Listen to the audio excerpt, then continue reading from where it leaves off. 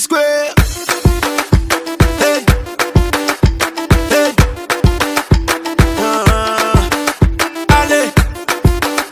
Allez. Allez. Non, il n'y en a pas. Papa Bandela. Celui-là, viens. Ça doit compter.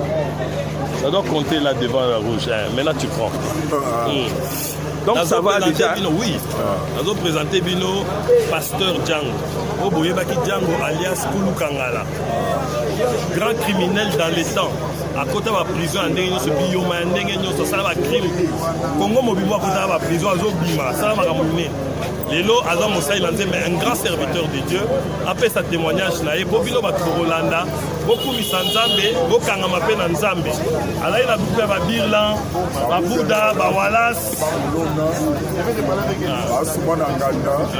Bangotu bakufa na moka na tikala. Yango na nalo baboyedo kwema, batu nyonso na tamula ndo bakufa. Na moka jango na tikala do kwema. Nzamba linga ke to bonga mitema bona tikala na kati ya mokili. Otote ya samalamu do kwema, ko batwa mona munena nzambe à travers bisodo. Yango na nalo baboyeko kanga motema te do kwema. Tala ba criminel ba jango do kwema. Ba accepter Jésus Christ. Yo poza na kati ya kaona ndima Yesu masiya wana. Tika masumu, tika bona boye, ndaba usala grâce donc mado.